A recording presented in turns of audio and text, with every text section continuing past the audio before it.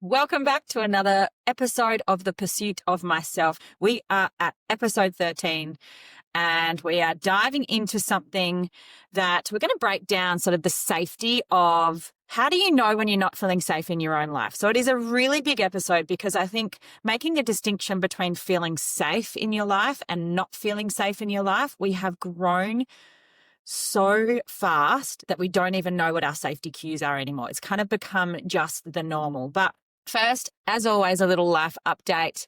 We are in spring. The sun is shining. The birds are chirping. The magpies are going to be swooping in a minute. Ugh, that is not my favorite thing or favorite time. I really have this awful heart palpitations if I go for a run anywhere in the park. So historically, I have joined a gym for spring just so I can run on a treadmill. But maybe I need to face a bit more of my fears. I can feel a few of you saying in the background. But spring, I have some pretty big sporting commitments coming up for my kids that are in finals, which is really, really exciting.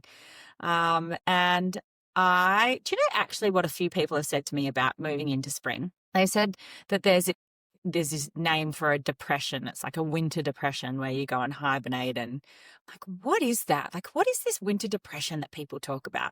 I think especially as women, we either have the excuse of, hormones and kids and, marriages. And, now it's like winter depression as well. Like, what even is that?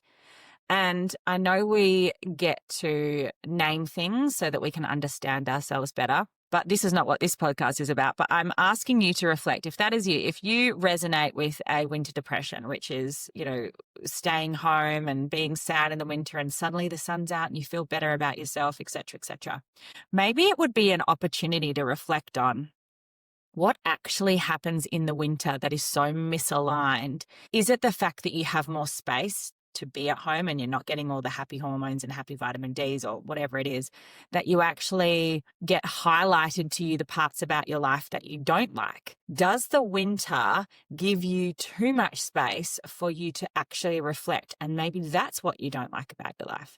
Because I know when we're active and we're in summer and we're happy hormones are great, and we can naturally slip into that. But what is it about the winter that is causing you to feel depressed? Is that an opportunity for you to investigate your life a little bit deeper? Like, what really isn't working? What am I really depressed about? What do I need? Because, when things are easy, when it's summer, when we can get out, yes, we access it a lot more easier. But in the winter, when we can't, do we just ignore that and allow these depressive or anxiety symptoms to come in? Or do we take action on what isn't working? Do we take self-responsibility and say, okay, I need to pep up my cortisol, or I need to find what's in alignment, or I need to start meditating more. I need to still get out every day and get into that. Maybe I will set my alarm and at sunrise and get in that sun and get those beautiful red light therapy rays that are getting in the sun and into your eyes and stand there for 5-10 minutes. There are things that we can do when we want to shift and change, and there are things that we can do when we just want to stay stagnant as well. The choice is completely up to you. That's got a little bit of a tangent as to what I was going to open with, but that is something that has come to me and I wanted to share that. I'd love to know your comments. Let me know below or on Instagram or wherever you can find me. Do you resonate with that? Are you someone that's put your hand up and said, oh, I get depressed in the winter and it's just a thing that happens? Or, let me know. I'd love to hear. The other thing I was going to say is I'm going really hard at my manifesting at the moment. We've got a lot of things happening behind the scenes. I think we're week 7 in Align and Elevate program, where we have gone through all the unblocking, the guilt, the shame, the triggers, and now we are working into what do we actually want. So now that we've removed all the debris that is keeping us stuck, what do we actually want from here? And I'm taking them through a process, which means I'm taking myself through a process, which is really exciting because this is the part of the program where we start to get really clear on what we authentically want, not just what we think we want, but authentically want. And now we can start doing all the manifestation practices to get there, all the rewiring of the subconscious, all the aligning with the things that we actually want so we can draw them in. So it's a really exciting part of the course. And I know I've spoken about this on a few episodes before, but one of the things I'm manifesting is a ski trip with my children next year. And honestly, it is coming closer and closer. I can just feel it. I can feel it. I know that this is something that I've been calling in, and I know that this is coming. And when you understand all these processes, and I know the manifestation word can be a bit woo-woo, but when you really start understanding these processes, you know the difference between feeling like something could be real and feeling like it's just an idea in the air that you're kind of throwing out there. And at the moment, I feel like this is really, really real. There are a few things that I'm doing outside of the course, which is I do little manifestation techniques like before I go to bed every night. This is a really good portal when you go to bed before you go to sleep to start imprinting different ideas and different things that you want. So I will open YouTube and I Google family ski trips. And I just pick a couple of little families that are on ski trips and I just play it. So before I go to bed, I'm watching these families on ski trips and I'm imprinting in my mind, wow, this is fun. How good would this be? This is possible for me. This is getting closer. So I'm going to bed doing that. And that's on top of waking up every day and writing that it's done and doing my manifestation practices in the morning. So really exciting things. I know it'll come and I will let you know when it does. We are also day 2 in my 7-day challenge, my nervous system and clarity challenge, which I run over on Telegram. So if that is also something that you've missed out on, I'm sorry, but message me on Instagram or comment down here. I read all your comments and I'll be able to send you the link so make sure that you get into the next one because it really is just a fantastic way to connect, to feel what it's like to actually be part of a community where you're wanting and sharing the same things. Because to be seen in this world, in your current reality, if you don't feel that you're seen, actually stepping up into something where you're like, oh, I can be me. I can practice being me. I can say what is really bugging me. I can really do some investigation without getting judged is a really powerful way to start your journey. So again, my doors are always open to anyone looking to jump into any of this work. I will keep you updated on Japan. I will keep you updated on all my kids and their grand finals if anyone actually cares.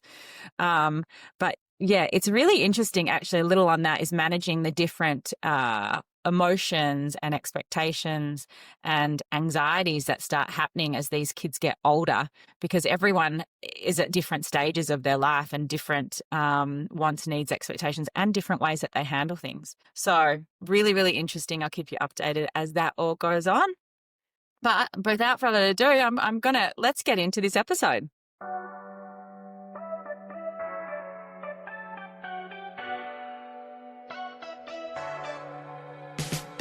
Welcome to the Pursuit of Myself, the podcast.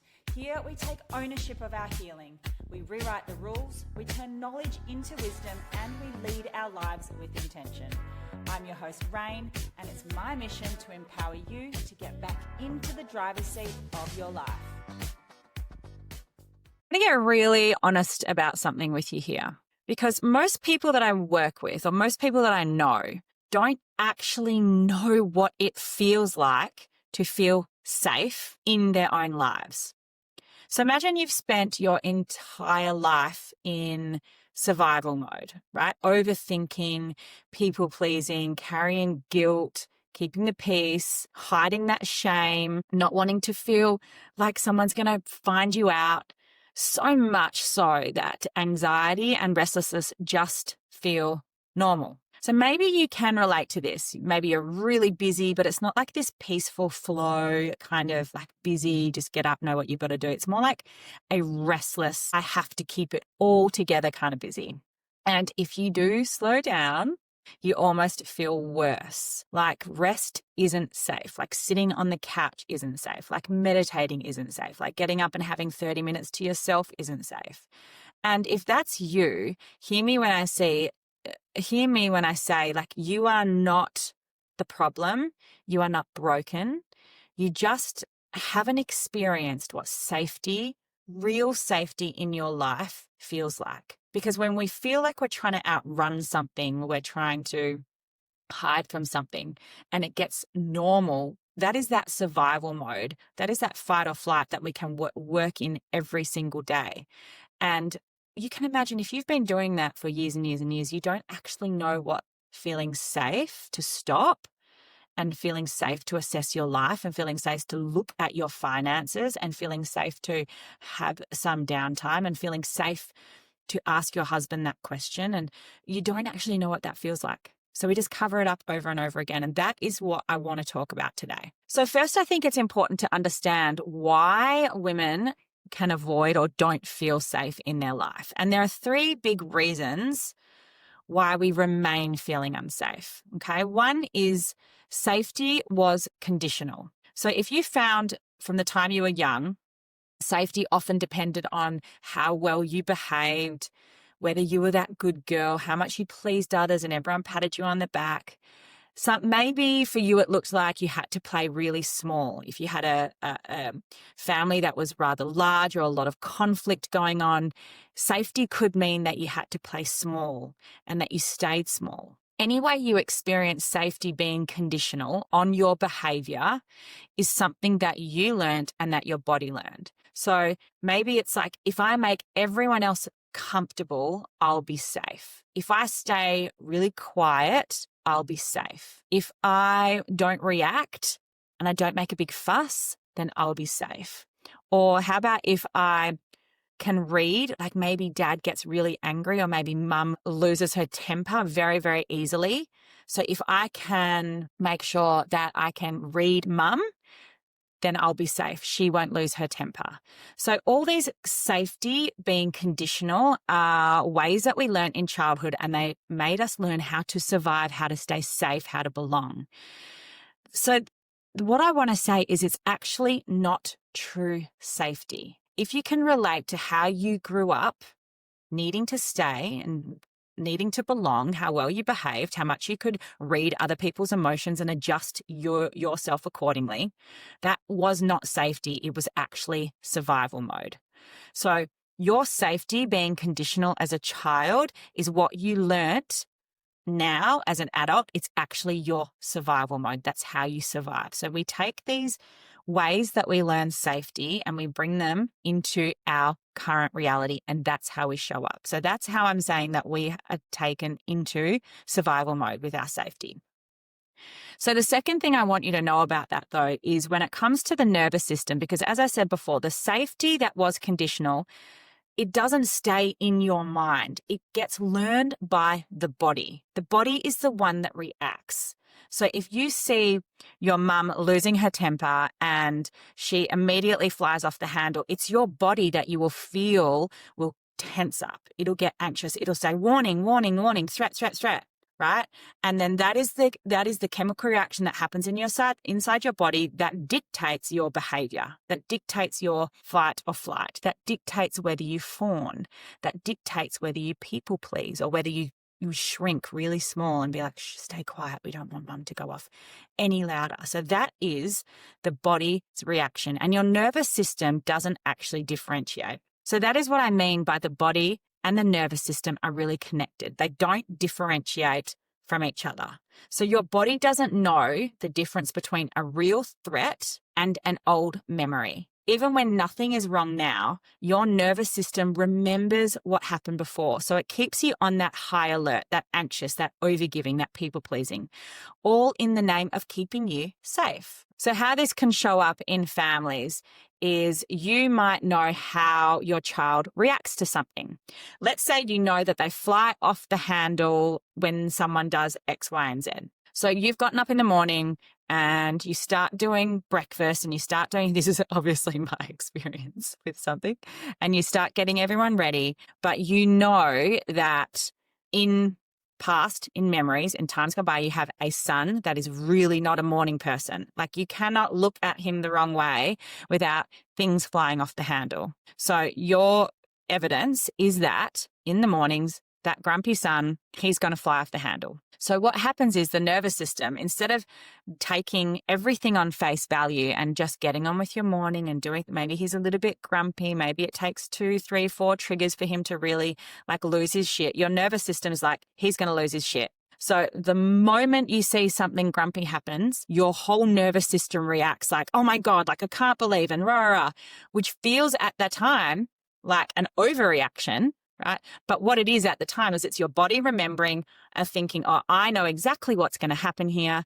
He's going to fly off the handle. So I'm just going to, the reaction's happening now and I'm just going to sort it out now. So as I said, in that time, it can feel like an overreaction because maybe only one tiny thing set you off. But what's happening is your nervous system, your body is remembering from the memories of what actually happens in the morning, and it's reacting to the memories and not actually the threat, because there is no threat with one little side eye that's going on at the moment. And this is actually a really good way to describe the nervous system is, when someone says you're overreacting or you're this, remember the nervous system doesn't react to the threat in the moment. It is reacting to old memories. And so this is what we need to look at. This is what we need to soothe. And this is how we need to look at old memories to rewire us, right? So that we can start feeling safe and calm in those moments.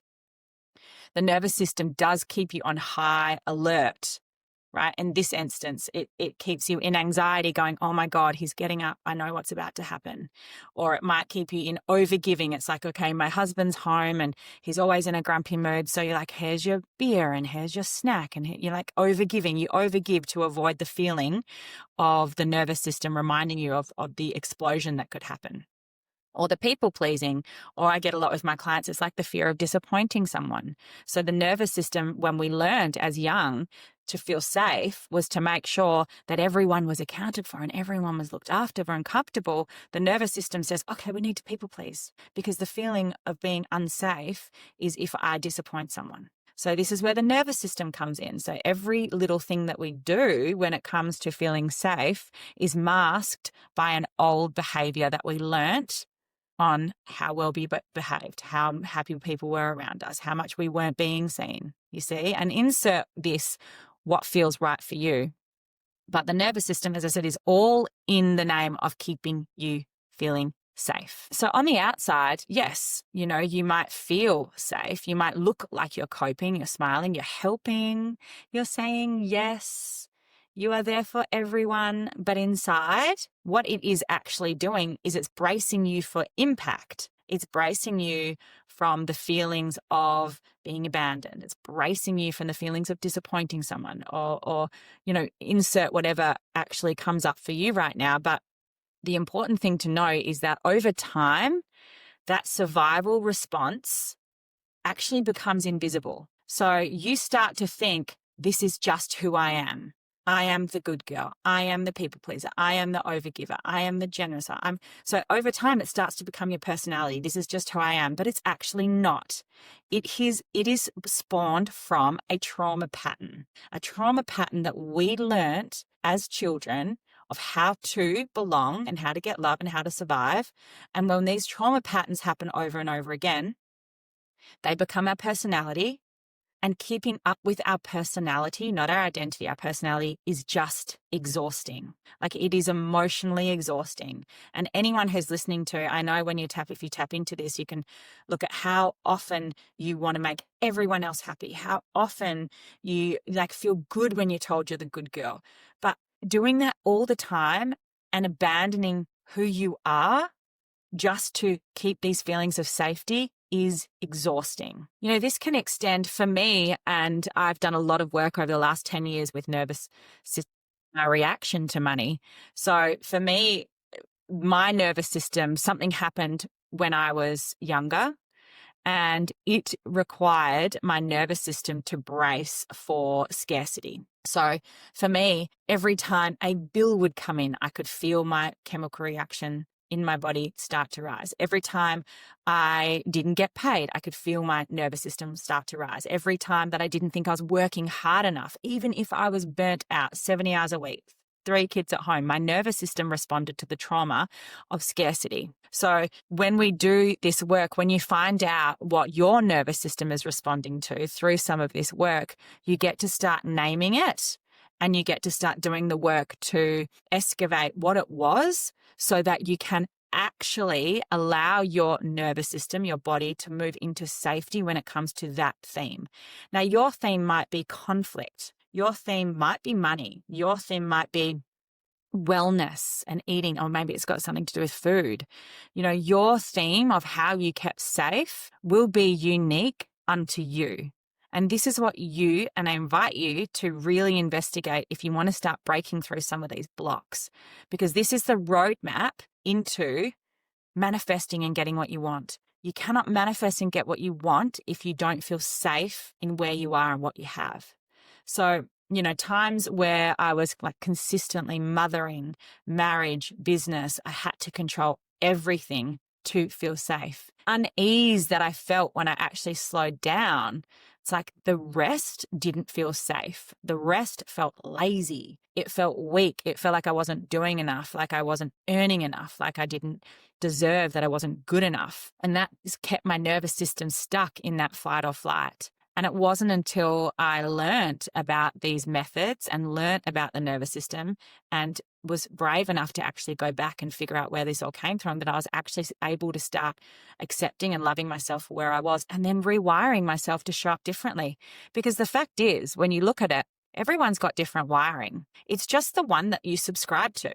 You've got people out there that are earning shitloads of money and doing 5 hours of work, maybe a week, maybe every day. Don't know, whatever feels good for you. But you do have people out there doing that. You got people out there that have 5 kids and that work and that have a really beautiful, happy life and that travel. You've got people out there that are doing what you want to do. We are not stuck. We are stuck in our stories. And what your story is what needs to be investigated so that you can start asking yourself, where did I learn this? And is this something that if I uncovered would literally change the trajectory of my life? I work a lot, with my clients on this transformation part as well, because what actually happens is, I've got one client that has been working so hard at this new business and still feels like she can't let go of any of her old jobs because the nervous system won't allow her to feel safe in the new business, because her programming is work hard, get paid by a boss, get your holiday pay, get your sick pay. And if you're not doing that, then you are risking your life and your husband's life and your children's life.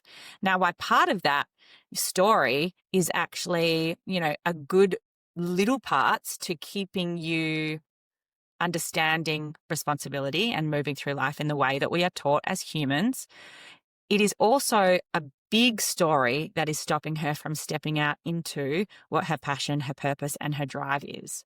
So how does the nervous system show up for her? It shows up in burnout. It shows up in overthinking. It shows up in the inability to make a decision.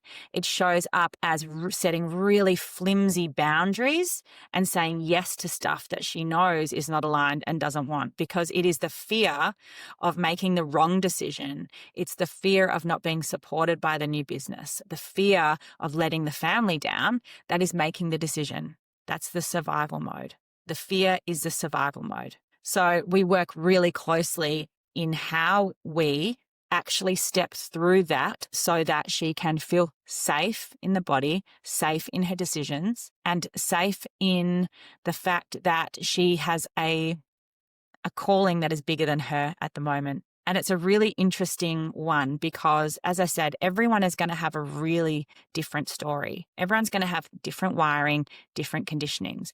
And it's whether or not you subscribe to that as being your motivation to change, or whether you subscribe to that as being your excuse to stay the same. And all of this comes, if you can imagine, if you're in fight or flight, if you're in survival, how are you going to feel safe enough to make some really beautiful moves in your life if you're already feeling, well, how would you call it? Already feeling overworked, burnt out. So here's what I do want you to know though. Feeling unsafe in your own life, it's not actually normal. Survival mode is not the same as actually living. And we speak about living like desires and thriving and happiness and intimacy and joy. Survival mode is stopping you from experiencing more of that.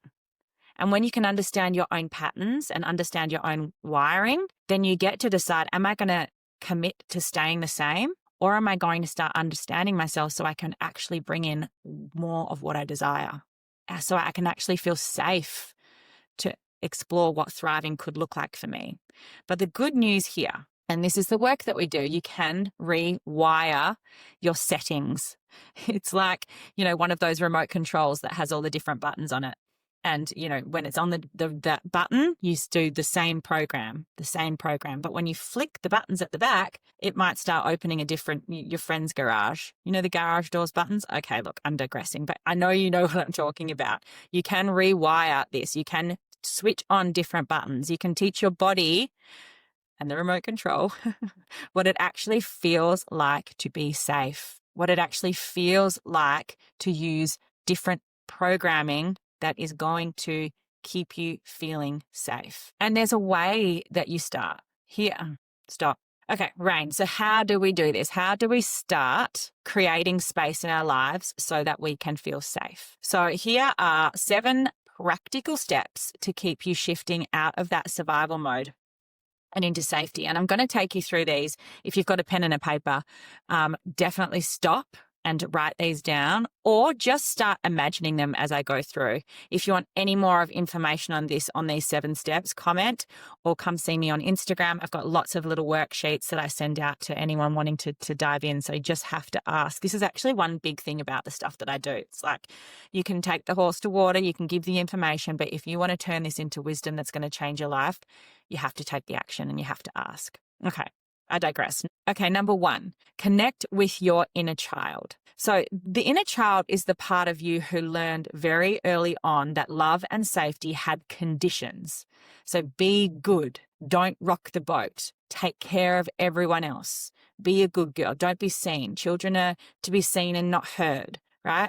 That little girl who learnt what she needed to do to feel safe, she's still inside. She is running the show. So connecting with her means giving yourself some space to reflect on how she received love and how she showed up, because that is what's running the show. So you can simply just say, okay, I see you. You don't have to shrink anymore. You can just talk to her. Say, I get it. I understand why you don't feel safe in this. You can literally speak to your little inner child and just see where they're at. Get out a journal and journal. Ask yourself, what did I have to do to feel safe? How is that still showing up in my life? Is that running the show? Is that aligned with what I'm trying to create? Have a chat with her. Make her feel safe. Once she feels safe, once she feels seen, maybe she won't shrink anymore. Maybe she won't feel like she has to jump in and control everything and run the show. But connecting with her, actually what I do with a lot of my clients is I ask them to get like a picture of them as a little girl and put it next to their laptop or next to their bed or wherever it works for them, and just look at her. And the way that we speak to ourselves, it's like, look at that picture. Would you speak to that girl in that same way? If you see her scared and unsure, would you comfort her? Would you see her? Would you give her a hug? Really start creating a beautiful connection relationship with your inner child. I promise you, this is one of the first steps that will really change your life. The next step you do is you can recalibrate receiving. So as a woman especially, and this is also men too, I work with at least one man that I work with is such a giver. So he or she gives endlessly. You give endlessly to your kids, to your partner, to your work.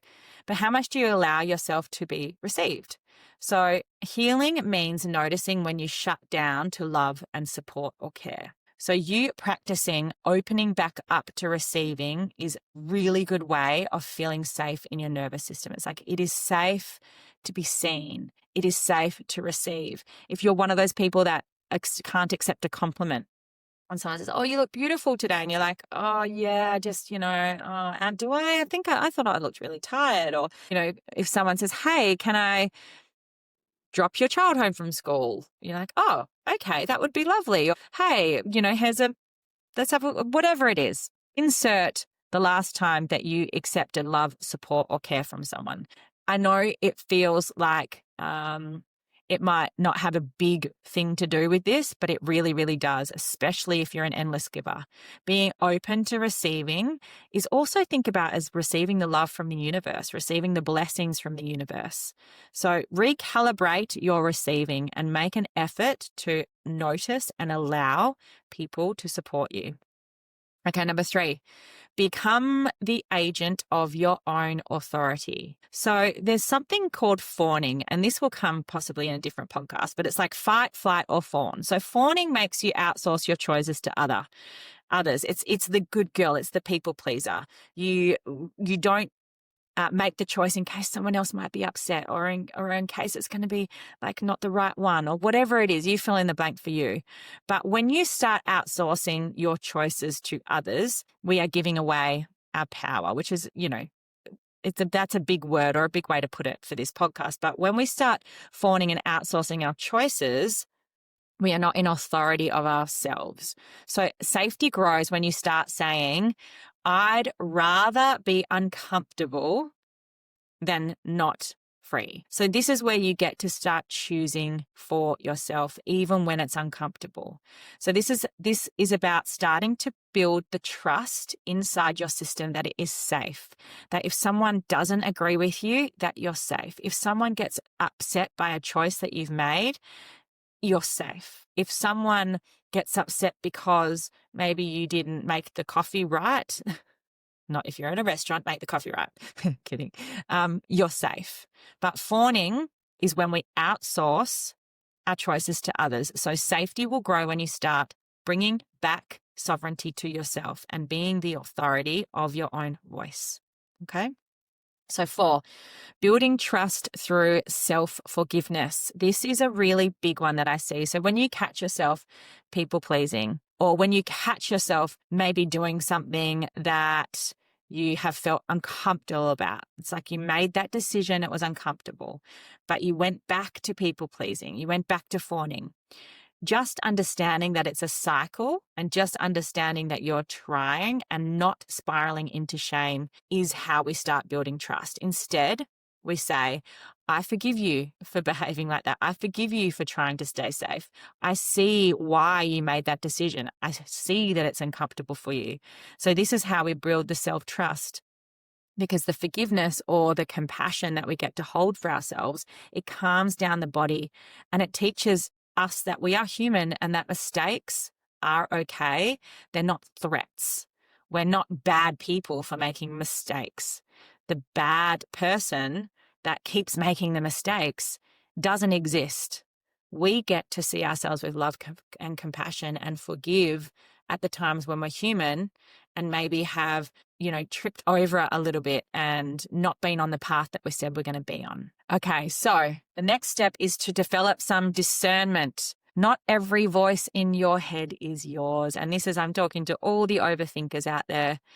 Some voices belong to your mum, your ex, your boss, your children, society, your conditioning, that little voice that sits on the side of your shoulder and whispers in your ear, that's bad. Are you sure?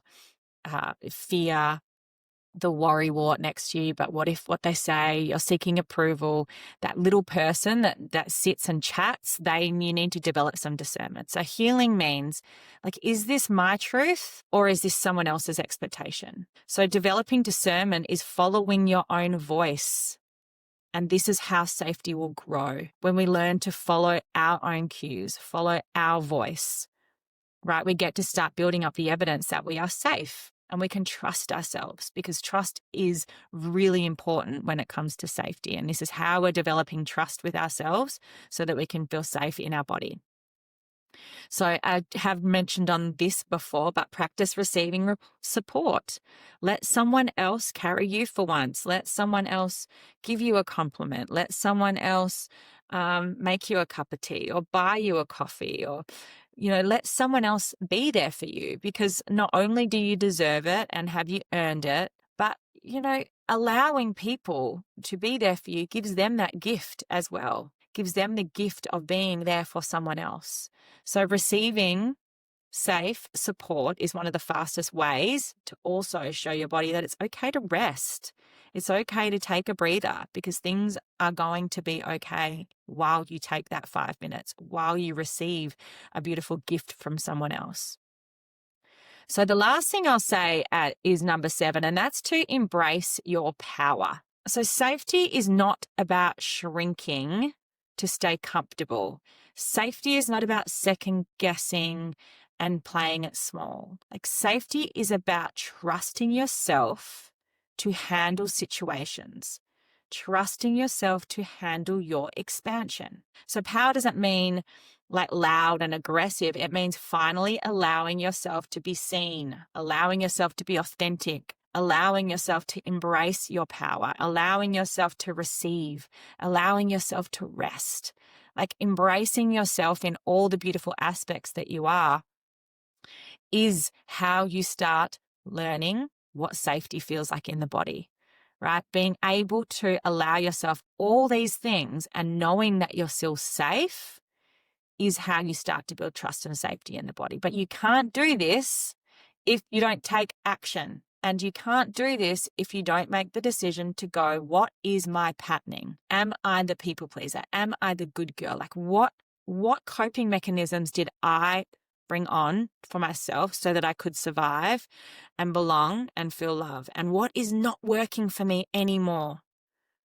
Right? Embracing the power to give yourself permission to look at that so that you can start exploring your authenticity and feel safe in who you are. That is how you embrace your power. And I know, and hear me when I say this, you don't need to live anxious, busy, disconnected, overwhelmed. You don't need to live feeling less than, like you're disappointing people. You can create a new baseline of safety from exactly where you are now. And everything will shift. Your relationships, your confidence, your energy, your purpose, everything will shift when you start to explore your life from a place of safety and not survival mode. Safety isn't about hiding. It's about creating a body and a mind where you can show up fully and know that you're okay. When you can drop the people pleasing and know you're okay. When you can drop the good girl act and know you're okay. When you can stop seeking for validation from everyone around you and know that you'll be okay because you validate yourself. So this is what freedom actually feels like. Safety in the body feels free. And that is the work. So this is exactly where we begin inside the Myself Method, which is my program I've got launching at the end of October. And before we shift the beliefs and before we talk about purpose and abundance and clarity and all these things, we have to create safety in the body, because I know that the nervous system's actually running the show. That little girl I spoke about, she is running the show. So when you finally decide to feel safe in your own body, when you finally decide to explore the things that help you feel safe and give yourself permission from that place, that's when everything else flows. The relationship flows, the more love flows, the connection flows, the business flows, the abundance, the wealth, the money flows. But everything rides on you feeling safe in your body first. If you are interested in that, doors open October 13th. If you're ready to stop that surviving and actually start living, you can start with the Myself Method, or just book a call with me and we can have a chat. I'll put the link in the show notes, and we can explore what this work could look like for you. Because safety in the body, setting up the body with strong foundations, there's no strategy that can out-strategize someone that feels unsafe. There's no strategy that you can buy that's going to teach your nervous system to settle. Right? We have to look at your inner world, your energetics, your workings, clean that up, create something really strong so that we can grow the desires and start thriving in our life from there. So I did mention that, didn't I? Book a call with me, comment below, find me on Instagram, send me a DM. There's plenty of resources that I can give you that's going to start you on this journey. But that is my big message. This isn't about making 20K months, and this isn't about launch that side hustle. And this isn't about, these big things that we all reach from when we're in desperation and when we're in survival. And I know the nervous system wants you to do that because it feels like everything has a quick fix. Here's your pill. Here's the strategy. Here's my blueprint. But I can guarantee you that is not the work. If you do not feel safe in your life, nothing can grow from there. You have to stop surviving and you have to start living. And it starts with exploring what's happening inside of you. So I hope you enjoyed this episode. And as I said, reach out. I'm always open to anything from anyone. Let's have a chat. I love you all. Thank you so much for being here. Please send this to someone who you feel is in survival mode at that moment. Please send this, like it, share it. If you do watch it or listen to it on Spotify, Apple, YouTube, wherever it is, take a screenshot and put it on your Instagram so I can reshare it. I'd love to read your comments, but I'm thoroughly enjoying these podcasts. So you will hear from me next week.